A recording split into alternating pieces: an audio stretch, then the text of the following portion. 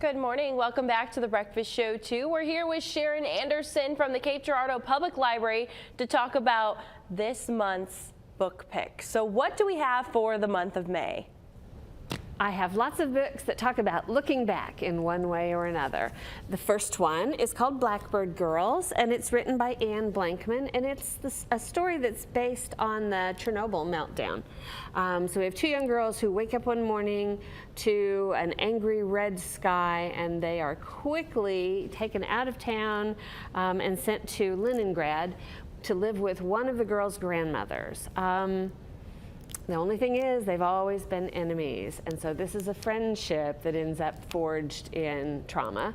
But it's an interesting story, and you learn a lot about Chernobyl if you enjoy historic fiction.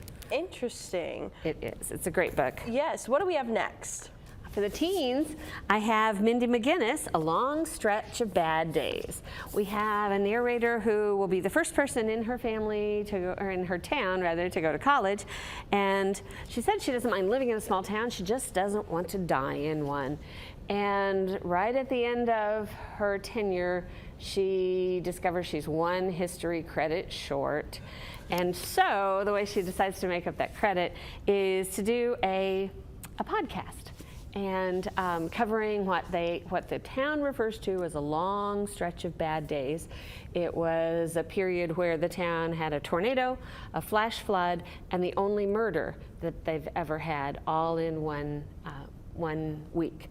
And during that time, or as they're doing their investigation, they find a discrepancy in the number of lost and missing, and a mystery ensues.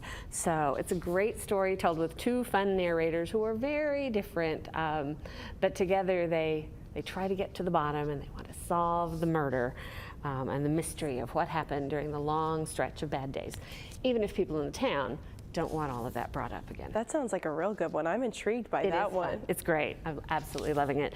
And for adults, I brought a new one that's called Time Shelter. I have to look at the cover to pronounce the author's name. It's Georgi Gospidanov, and this one is shortlisted for the Booker Prize.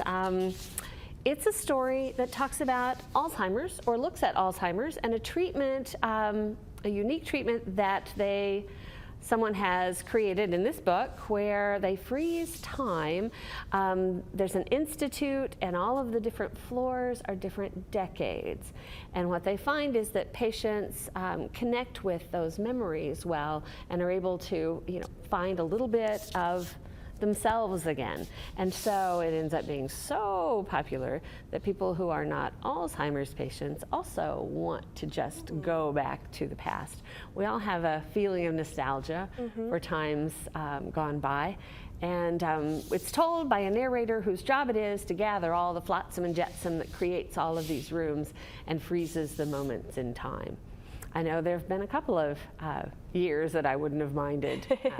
The one, of course, that comes to mind most recently was the pandemic. But to find yourself in another place, another time, and read old news, things that are comfortable. Yeah.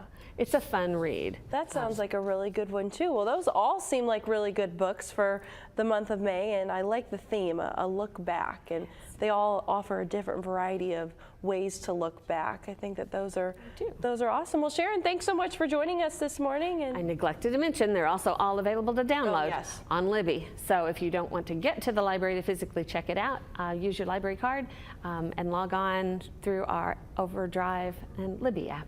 That's wonderful. Thank you so much, Sharon. We always appreciate it. We'll be back in just a few minutes.